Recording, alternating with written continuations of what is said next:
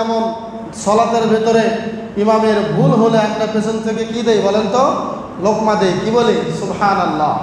সুবহানাল্লাহ কেন বলি? যে এটাতে ইমাম সাহেব বুঝতে পারবেন যে তার রাকাতে অথবা তেলাওয়াতে কি হচ্ছে, ভুল হচ্ছে, এটা আমরা লোকমা দেই।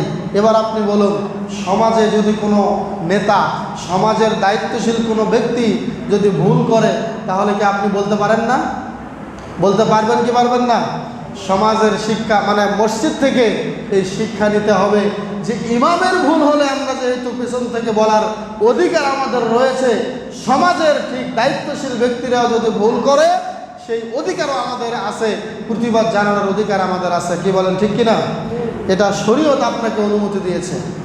ওমর বিন খাত্তাব একদিন খুতবা দিচ্ছিলেন, তার জুব্বাটা লম্বা ছিল, তিনি জুব্বা লম্বা পরে খুতবা দিচ্ছিলেন।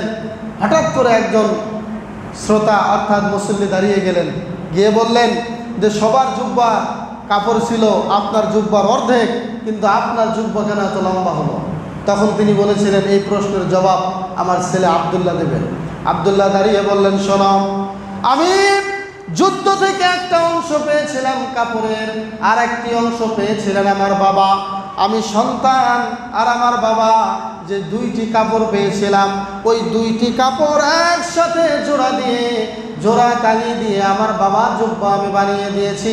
আমার বাবা দুইটা কাপড় যুদ্ধ থেকে গ্রহণ করেন নাই। অতএব এটা স্পষ্ট হয়ে গেল আমার বাবা খেয়ানতকারী নয়, আমার বাবা অনেক উত্তম মানুষ। বলেন সুবহানাল্লাহ। তখন সবাই বুঝতে পারলো যে না, জুব্বর কাপড় একটা করেই ছিল, কিন্তু দুইটা মিলে একটা জুব্বা বানানো হয়েছে। সম্মানিত হাজিরিন, একজন অর্ধজাহানের খলিফা, তাকে প্রশ্ন করা হচ্ছে যে আপনি জুব্বার লম্বা কাপড় কোথায় পেলেন? আর আজকাল মানুষ সমাজে অন্যায় করলে কি করা যায় না, বলা নাকি যায় না যে ওর করে ও খায়, ও যা ইচ্ছা তাই করুক। এটা কি শরীয়তের কথা? এটা হলো শয়তানি কথা। এটা শয়তানের একটা শিক্ষা যে বাবা কে কি করে করুক, তুমি কিছু বলো না, বলার দরকার নাই। এটা মসজিদ থেকে শিক্ষা হলো। মসজিদের ইমামের ভুল হলে যেমন পেছন থেকে লোকমা দেওয়া বৈধ আছে, সমাজেও ঠিক এইরকম কেউ কোনো মাতাব্বর, কোনো নেতা সমাজে ভুল করলে আপনি তাকে সাবধান করে দেবেন।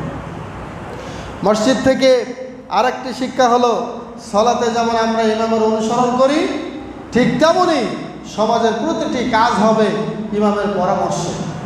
ইমাম যদি না জানেন, অনেক বিবাহের অনুষ্ঠান হয়, বাড়িতে অনেক আয়োজন হয়, ইমাম সাহেব জানেনই না যে এখানে একটা বিবাহ হয়ে গেল।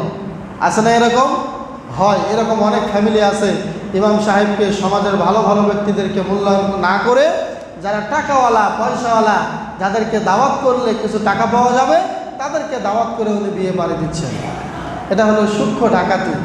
এই যে আপনাদের দেশে আছে, আমাদের উত্তরবঙ্গে এরকমটা নাই। আপনাদের ইমাম সাহেব উত্তরবঙ্গের মানুষ। আমাদের ওইদিকে এই চলনের নামে যে একটা ডাকাতি করা, এর কোনো অস্তিত্ব আমাদের উত্তরবঙ্গে নাই। বলেন আলহামদুলিল্লাহ। আপনাদের এই দিকে আছে। সেটা কি? ছেলের বাবা দাওয়াত দিচ্ছেন 300 লোককে, দাওয়াত দিয়ে বাড়িতে আনছেন, বরযাত্রী নিয়ে যাবেন 300। এই 300 জন লোকের কাছ থেকে একটা দই, একটা মিষ্টি খাওয়ায়া নিচ্ছেন 2000 টাকা। চিন্তা করেন, এটা কোন পদ্ধতি? আপনি কি ভিক্ষুক? আপনার কি টাকার অভাব? টাকার অভাব থাকলে আপনি সমাজবাসীর কাছে বলতেন যে আমার টাকার অভাব, আমি টাকার অভাবে আপনাদেরকে গাড়ি ভাড়া করে নিতে পারবো না, আপনারা কিছু টাকা কালেকশন করে দেন, এই টাকা দিয়ে আমি আমার ছেলের বরযাত্রী করে আপনাদেরকে নিয়ে যাব। কিন্তু এইভাবে একটা মিষ্টি, একটা দই খাওয়াইয়া 1000, 500, 2000, 5000 টাকা দিয়ে আপনি লুপে নিচ্ছেন, এই শিক্ষা আপনি কোত্থেকে পেলেন? আমার কথা বোঝেন নাই আপনারা? এটা শরীয়ত সমর্থন করে না, এটা টোটাল হারাম। বরযাত্রী নিতে হবে 500 জন, এটা বিবাহের জন্য বৈধ নয়। বরযাত্রী নিতে হবে 200 জন, এটা বিবাহের শর্ত নয়। বিবাহের শর্ত হলো ছেলের বাবা থাকলে হবে, ছেলের মা থাকলে হবে, ছেলের 2-4 জন প্রতিবেশী থাকলে এনাফ, যথেষ্ট হয়ে গেল। বিবাহের দিনে 1 সপ্তাহ আগে থেকে গেট লটকিয়ে সারা বছর, আপনার সপ্তাহ যাবত গেটের ভেতরে বাতি দিয়ে এমন একটা জাঁকজমকপূর্ণ আয়োজন, এটা কোশ্চিনকালেও সমাজের সুফল বয়ে আনতে পারে না। এগুলো কুসংস্কার ছাড়া আর কিছুই হতে পারে না। এখন আপনি 2000 টাকা দিলেন, 2000, 2000, 3000, 5000, 1000, এইভাবে টাকা দিতে দিতে এখন বরযাত্রীর যেই বরযাত্রীগুলো আসলো তারা সব টাকা এখানে জমা দিয়ে এখন গাড়িতে উঠতেছেন, তারা খেতে যাচ্ছেন, খেতে যাবেন। এদিকে আপনি টাকা গুনতেছেন আর চিন্তা করতেছেন, আল্লাহ না জানি কত ওঠে, এত টাকা খরচ করলাম, টাকা ওঠে কি না। এই যে একটা মনের ধুকধুক করা, মনের ভিতরে একটা সন্দেহ নিয়ে আসলেন। আপনার ইনসাফটা তখনই ঠিক ছিল, একটা টাকাও যদি কারোর থেকে না নিতেন, নিয়ে যদি নিজের বাড়িতে 500 লোকের আয়োজন করে খাওয়াইতেন, তখন বোঝা যাইতো যে আপনার মনটা কত বড়। আপনি তো খাওয়াচ্ছেন আপনার বিয়ের বাড়িতে নিয়ে, সেখানেও বলেছেন আমার 300 লোক ছাড়া আমি আসতে পারবো না, আমার বংশ এত বড়, আমি অনেক মাতাব্বরি করি, আমার অনেক মাতাব্বরি করতে গেলে অনেক লোককে তো আমি ছাড়তে পারি না, এই জন্য আমার 500 লোক লাগবে। এখন মেয়ের বাবা মেয়েকে জন্ম দিয়েও বিপদে পড়ে গিয়েছে, এখন মেয়েকে বিয়ে দেওয়ার লাগবে, সেখান থেকে 500 লোক আসবে, ম্যানেজমেন্ট করতেছে, খোঁজ নিয়ে দেখেন মেয়ের বাবার 16টা বেজে গেছে। এই হলো এখন বর্তমানের অবস্থা।